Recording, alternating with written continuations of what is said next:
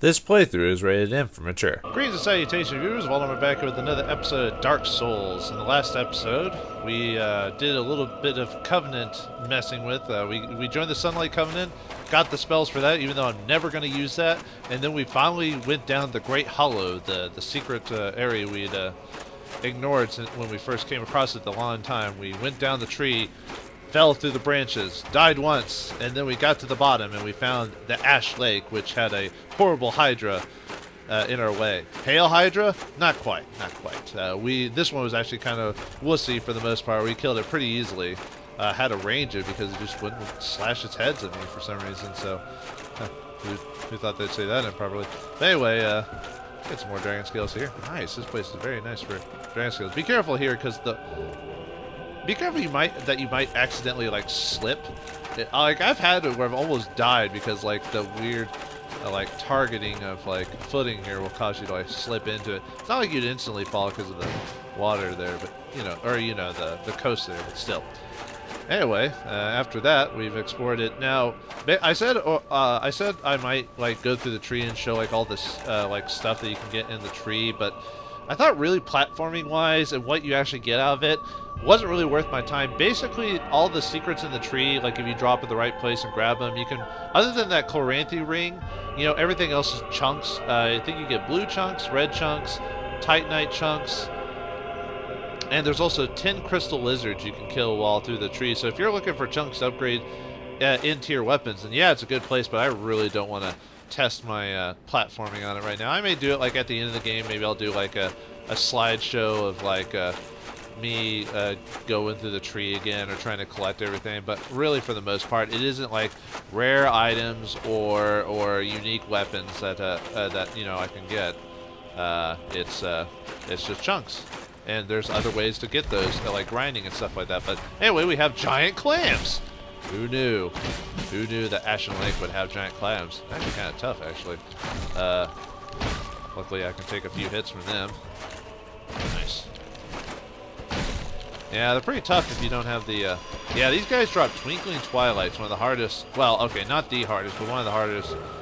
That upgrades all the rare equipment and items. I'll probably use those on like a rare armor of my choice. Maybe the Eastern armor, that's a pretty decent armor set for what I'm going with, closer to the Royal Knight set than anything else. But there's actually a much better place to grind for these Twinkling Twilights.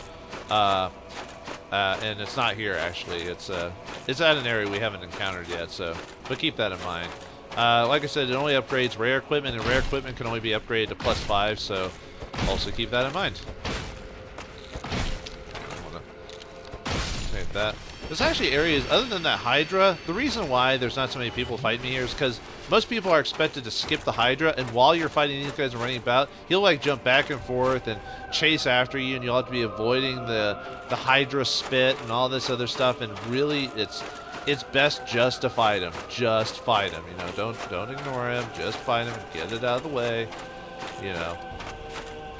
Unless you're really, really good at it. Okay, here's another item right down here. Gotta be careful. This is another one of those cases where your footing might cause you to slip into the off the coast if you're not careful. So don't go too far. Don't hear. There we go, another dragon scale. I think you need, if you want to max out your oh well, we actually haven't found it yet. Never mind. I don't want to mention that until the game actually told me about it. But you're probably wondering why there's so many dragon scales dropped here. Well, we'll find out here in a moment why there are so many here,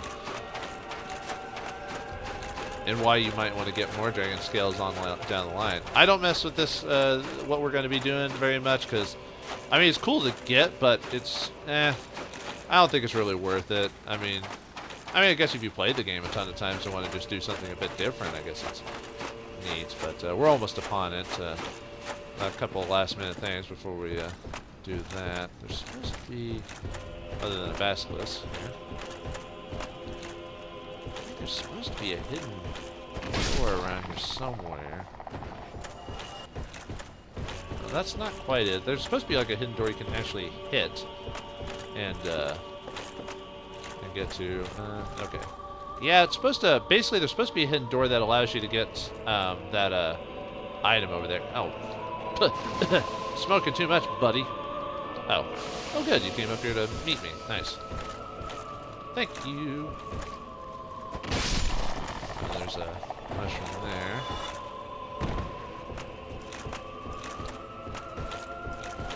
What is that hidden wall? Or a hidden doorway? I know there's one around here somewhere. I just forgot how to, where it is. Or how you get to it. What is that hidden door?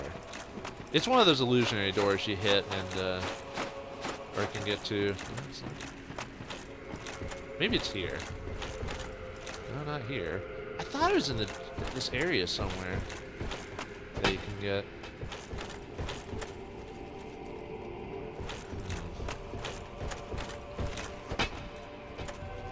You can tell it's up above somewhere because of where it's placed.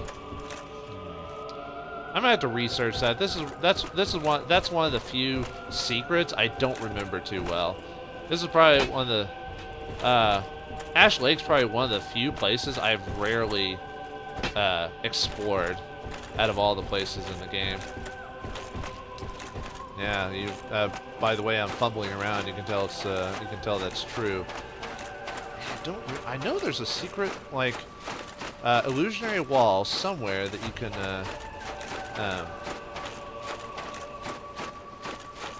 there's supposed to be. I don't know if it was supposed to be where you walked around this spot. Well, I guess you know what? I'm gonna do a quick cut here, and I'm gonna see if I can find that hidden door, and I'll show you where it is. Or way to get to that hidden spot. So give me just a second, and I'll try to figure it out. So see you in a moment. Okay, welcome back. I just remembered where it was. It's a little drop. It's barely visible, right? It's like right, if you can tell. You have to be very careful because if you drop too quickly or too fast, you'll miss it. But yeah, you see like barely right there. Let's see if we can just barely tip myself over. There we go. Whew. All right, nice. Yeah, I didn't know if it was. I thought it was an illusionary wall, but I guess it's, you know, with, like I said, I haven't explored Ash Lake that regularly, so I tend to forget like that little detail. But it didn't take me too long to figure it out. So anyway, we get the Great Magical Barrier, one of the many spells you're going to need to max out your or get the Faith achievement or trophy, whichever system you're playing it on. Unfortunately, like I mentioned before in the previous episode, you won't be able to. Uh-oh, better be careful. You want the heels to smack me up. But yeah, you basically won't be able to get the Faith spell achievement or trophy till you beat till you play New Game Plus. I told you this guy's nasty cheap. Well, not cheap per se, but annoying. I could have ignored him, but I thought, let's finish him off. Yeah. If you want to collect all the rare weapons, I think it's called like Knightly's Honor achievement. You have to play through the game 3 times. So you have to. I'm not even that good to get past New Game Plus. Well, I probably could if I really tried, but I'm so intimidated by that I rarely try to beat the game on New Game Plus. But I mean, there's a lot better players than me, and I'll freely admit that for the most part. But yeah, you have to beat the game 3 times to get the all the rare weapons in the game, and that's mainly on account of boss weapons and stuff like that. Boss weapons. Anyway, let's kill another one of these giant clams. That's what I call my wife. Oi! No, I'm just kidding. I'm not even married. And that'd just be rude to say. Anyway, let's finish this place. We're almost done with this with the Ash Lake. It's pretty short. It's a cool looking place. I really like the design of it. Just like these tree light things that go up into the clouds underneath the Blight Town and everything like that. It's just got a very nice atmosphere to it. Very ominous, really. And one of the hidden covenants of the game. Which actually, this covenant's been hidden in every single Dark Souls game. Like, this one's always the hardest to find. For good reason. A lot of people, like I said, I don't really mess with it a whole lot, but it's one of the more interesting covenants because of like what powers you get from it. And as we go through the long and winding road, da da da da da to your home. What in God's name is that? Is that what is that? It's gonna attack me? Get ready for combat. Oh. Ooh. Hello. Hey, is that a dragon? That's the weirdest looking dragon I've ever seen. Anyway, yes, this is the ancient dragon. Dormu or whatever his guy is, the guy with the weird armor set with the monocle and everything. If you buy armor from him, he mentions how there might be a rare dragon that's been hidden amongst for all time. And if you pray to the everlasting dragon, you enter into the covenant. And interesting enough, you get the basic item you need for joining the covenant, but if you want to get the most maximum amount of use out of your covenant, you need 30 dragon scales. Yeah, 30. And so far the game gave us, let me see if I can find my dragon scales. It might be in a different slot somewhere. Where is it? Maybe it's in the Titanite chunk. We got 8. Yeah, this is why. Well, I'll show you when I join it. Let's go and enter because I left the Sunlight Warriors Covenant just to actually do this. Weirdly enough. I mean, I'm gonna quit this covenant too because. But yeah, you get the Dragon Stone and Dragon Eye, which at higher levels lets you actually turn into a partial dragon during combat. The only bad thing is you can't. You have to like die to basically become human again for the most part.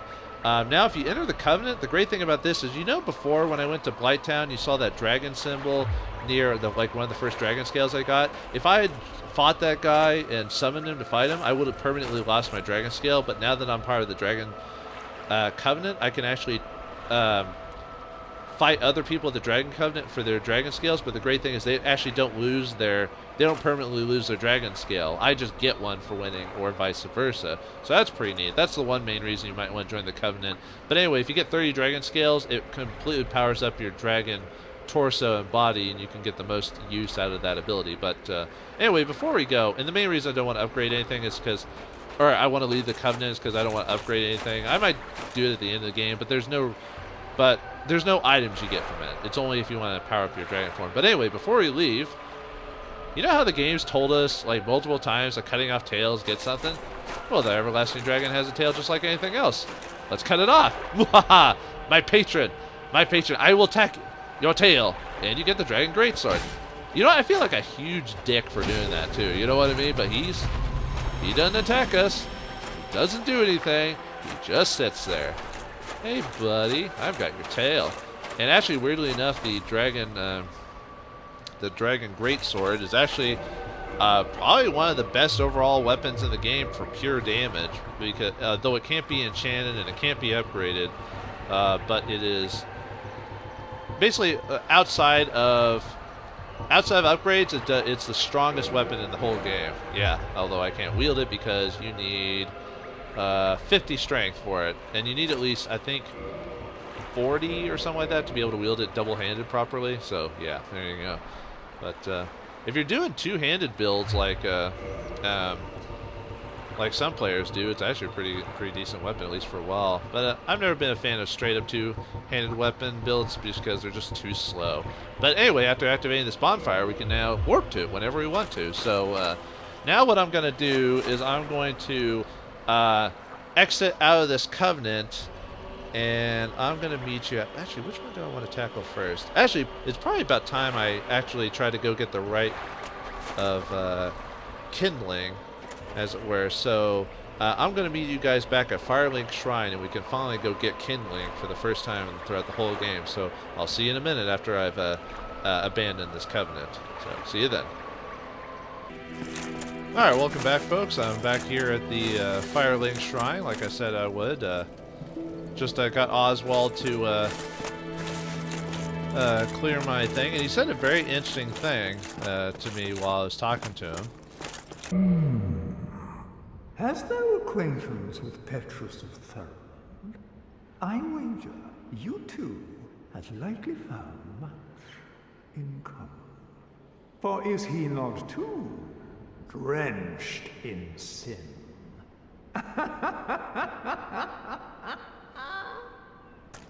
Yeah, I know, right? That was very strange indeed. So, well, perhaps we probably should talk to Petrus about it, but well, let's just keep walking.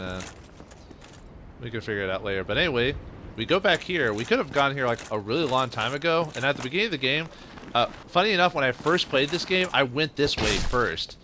Yeah, kind of a dick thing to do, game, because these skeletons can be killed, but at your early soul levels, they're kind of difficult. But now that I'm leveled up quite a bit, they're pretty much no problem at all. But simple skeletons. But yeah, when you can come here at the very beginning of the game. There's actually a pretty decent spear here as well, actually, that some players will try getting it first when they first come here as like part of speed rounds, or speed runs, I mean. But yeah, I'm playing this like however I want, pretty much for the most part. So I'm not too worried. So anyway, yeah, just be careful of the undead. There's quite a few skeletons around here that'll just pop up out of nowhere and form around you. Let's see. Okay, here he is. Whoops, I meant to equip my shield, but well, I'd rather get the most damage I can. I've got plenty of alternate ways of healing anyway. Right, let's see if we can get the. I think there's a sword and I think a spear around here somewhere, or maybe it's the sword. Maybe I'm thinking of somewhere else for the spear. But we got ourselves the first encounter of a giant skeleton. We'll see more of this guy later, especially where we're heading towards. Yeah, we get the winged spear. When I first played my sorcery build, this is the weapon I use the most. It's actually pretty good because spears allow you to basically keep your shield up and still attack. Like most weapons, you have to basically let go of your like the shield to focus on attacking.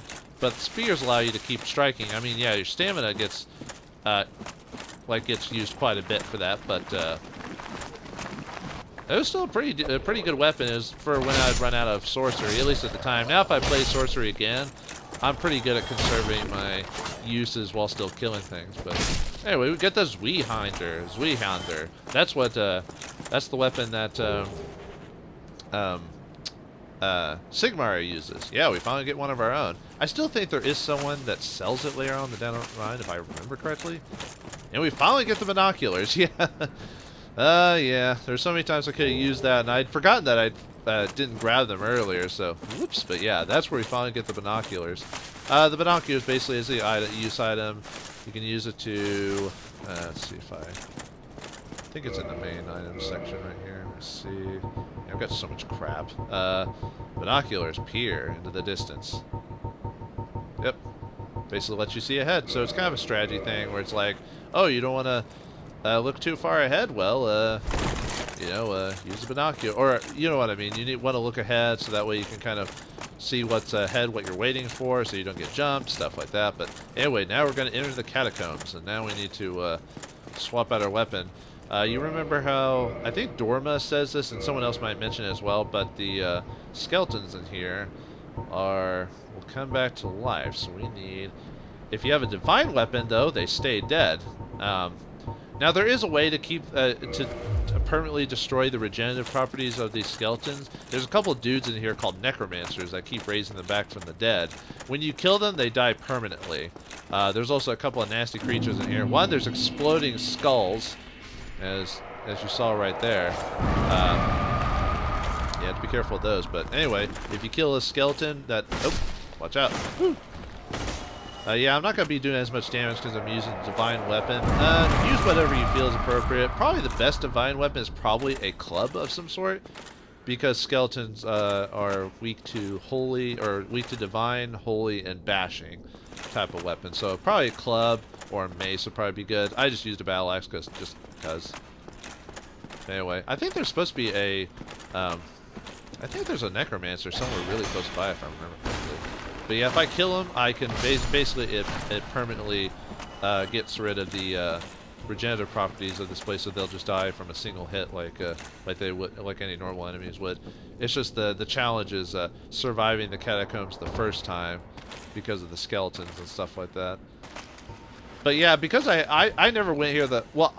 I went through the graveyard the first time, and when I found out how difficult it was to kill like the skeletons, I just didn't go further in, so I didn't even find out about the skeletons being immune to damage till like an NPC told me about it.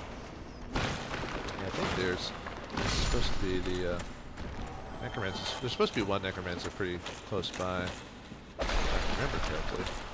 There's actually a few interesting things in this place. Actually, do I have the... I need to check something really quick before I kill this guy.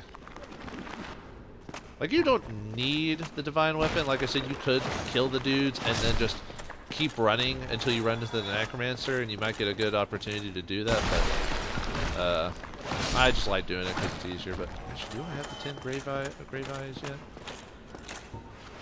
I may have to not complete this area till I... Oh, I got 9, dang it. 10's what I need to... There's another covenant. I don't know if I'll run into the covenant today, but there he is. Get out of here, you whippersnapper. Gotcha. There's more of them around on our journey. This is just the first one. So for this first section, we're good to go now. So anyway, and there's a fire here. So hooray. Anyway, we pushed this switch here, and you saw that like weird door before. Oh, by the way, sometimes the necromancers can drop a specific item, and I hope they drop it before I get down to the next major area of this place, because I'm gonna kind of, well, I don't know if I'd say need it, but I really, really want it. Anyway, let's keep going. Let's keep exploring this place. Yeah, probably I wouldn't say scarier, but this definitely takes lighting to a whole new level in the catacombs. And you'll find out eventually. Not right this second, but you'll find out that lighting is very important here. Alright, be careful with these things. Some of them are booby traps, so you wouldn't know that the first time. I forget which ones are booby trapped to which. And there's the other necromancer. Where's my bow? I forgot if he has a ranged attack. I don't think he... Oh, he does, but it's not... He's not very good at it. Okay. Yeah, the only annoying thing about the crossbow is that you can actually aim it, weirdly enough. You actually have to use the binoculars actually to aim the crossbow. So when you shoot, you can basically aim it at a dude and then use the crossbow, and you're pretty good to go. But in this case, I'm just going to use this so I can kill this necromancer from far away. That way, the skeletons here will... I was like, why is it not hitting anymore? You noticed that my arrow count is at 100, or is at 1,000 now, because I used basically a ton of my extra souls to just max out my weakest arrows, so that way I could tag people from far away without having to worry about... That's it, he's dead. That should take care of the regenerated skeletons, at least for this next section I'm in, I think. Is that guy... Is his eyes lit up? No, they're not lit up. Good. Then he will stay dead. Basically, if they're lit up, that means they're... Or if you don't get souls when you kill them. If their eyes are lit up, that means it's a... Now, you can actually go here as early as...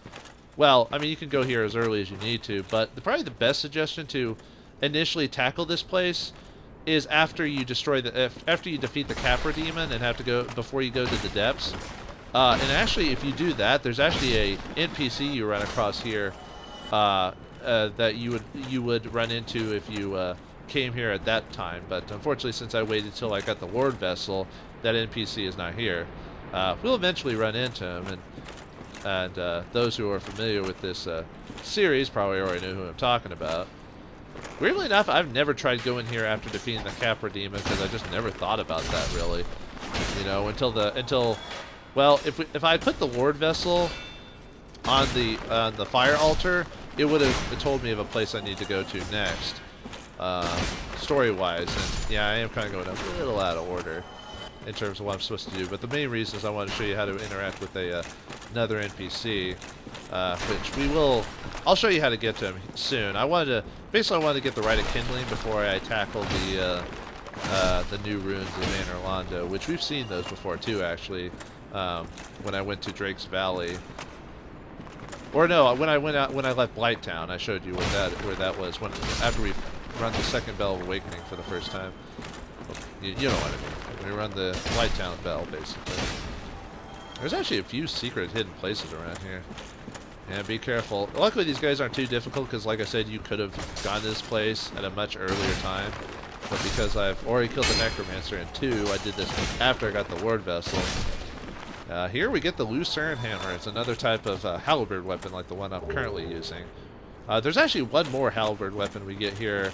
Probably one of the better dex-based weapons in the game, and I think I mentioned that before. I think I remember how to get it, but it's pretty good. I actually used it on my dex-based faith. I basically made a dex faith build that's pretty decent. Not the best build in the game, but I thought it was pretty fun to use it. You know, throw lightning, but also dodge all around, all nimbly.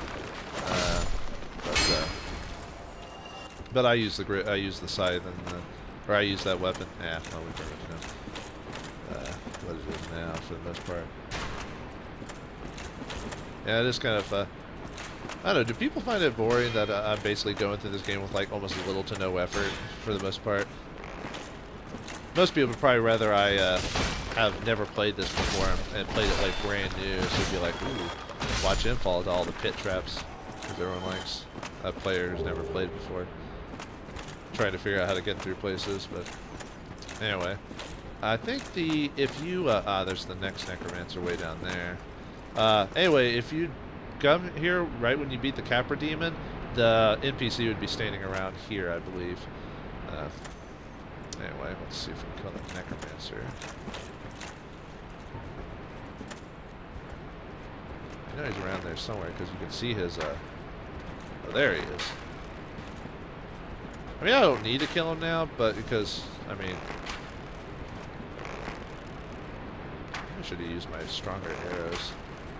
Oh, well, I've got a ton of these, so let's just end up killing him, get him out of the way. Looks like I'm not going to get that drop from these guys. Wait, did he actually hit me with that fire? Oh, well. I don't know if he has the range to hit me with his range or not. This is why I like the bows. Yeah, they get weaker the farther away you are, but you can still hit things or aggro them pretty easily.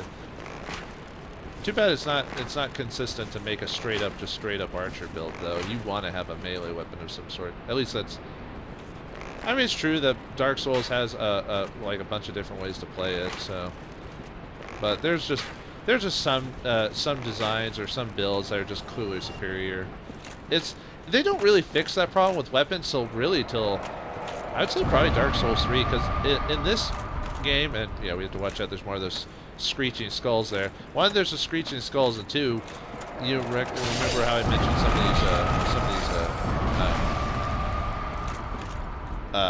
these statues are trapped. Well, they basically hit spikes at you and try to get you to fall off the edge. And the reason I wanted to kill that Necromancer is so I could stop these skeletons from respawning. At least for now, but we're getting pretty close to my time limit, but we'll keep going for just a bit longer. I can do a couple minutes over. I tried to get these to around 30 minutes, but the last so many episodes I've just been not been able to do that. They've been going into 35 or 36 or even higher. Nice. More souls that I haven't cashed in. The only reason I haven't cashed in all these souls is because I know where to grind for them. And I basically save souls that I just get for if I don't want to go grind for souls and I'm like, oh, I need 1,000 souls. Alright, I'll use these. But let's push the switch here and we can turn that one bridge over back there, the one that spikes on. It's actually a walkable surface. Alright. Let's get over there. Now, if you, like I said, if you encounter the NPC here, he'll do kind of a dickish thing to you. While you're walking on this thing, I forgot at what point, he'll pull the switch and try to basically kill you. So, yeah, it's kind of annoying. I forgot where he pulls it at, or you have to like either run really quickly or something like that. You can die to it, but anyway. All right, let's go in here. I'm kind of hoping I can find that the closest bonfire. Also, there's a lot of like hidden drop points in this area too. You notice a lot of these like shallow grave-like things. A lot of them actually have well, basically just holes where you can fall into and drop into the next level. And it's kind of disconcerting when that happens. Like, not that you'll immediately die, like fall into a trap that you can't get out of, but it's so like disconcerting because you're just like, oh god, you know, like you get hit by it and oh, that guy's okay, that guy's whoops. Oops, I unequipped the axe. I wonder if I can equip it before he comes back up. Close. He almost got me. Yeah, I think the next necromancer's like a bit farther down here, but yeah, I should have kept that. Should have re-equipped that axe after I killed that guy with the thing. Yeah. Luckily, I'm pretty high defenses as well as health, so that trap didn't hurt me as badly. I think the necromancer's like maybe down here, or something like that. Oh, anyway, we got oh no, it's not. It's not here. It's over in that room over there. That, like I said, luckily I bought a another possible hidden door. Oh no, he's over here. Okay. No, I think there is another necromancer in that one passageway I mentioned, but this is the one here for those guys. Come on, drop it. Didn't drop that. There's also I think, is it here? There's like one place, yeah, it's here. There's a shortcut to like the very bottom of this place. There's also an item you can get, but there's a really good chance you can get yourself killed though doing it too. I'm gonna show you the official way to get there, but yeah, there's a way. Basically, you have to. Okay, I know you have to. Oh, there's also an item up here too. If you can see. Anyway, we've also moved to switch for another bridge. I will eventually get that item, and it's actually, you need to actually, weirdly enough, you actually need to drop here to run across an NPC that you can miss if you don't drop down there. I mean, he's not required, but he's really easy to miss if you don't go down there. But anyway, flipping that switch will unlock this little area here. God, I'm trying to hope I run into that, get to that. Okay, good. The bonfire is really close by, so we'll end the adventure there because I wanted to get to that. So it's not obvious at first, but there's a secret wall here. Oh, and there's also a small bridge here too, or a ladder here, which is also easy to miss. Which we need to hit this anyway because we need to punch it for another. We'll go ahead and hit it. Now it gets into that fog wall over there. I'm just gonna take a drop here. Watch out for the damage. Yeah, that's kind of cheap that the secret wall has a hidden trap there. Tricksy game. You're tricksy indeed. So anyway, excellent. We can activate this fire, and if we need to warp out of here, unfortunately, if you do warp out of here, you will have to go through this game because this isn't one of the warpable fires. So anyway, now that we've saved halfway through it, we've got the rest of the catacombs and even further to go on to. So can I explore the rest of the catacombs, or and get to the end and find the Rite of Kindling, or will I fall to my death and become one of these skeletons, forever roaming, forever fighting the undead, and become a hollow myself? Find out next time on Dark Souls. Thanks for watching. Hope you enjoyed. I'll see you next time. Don't go hollow now, you hear?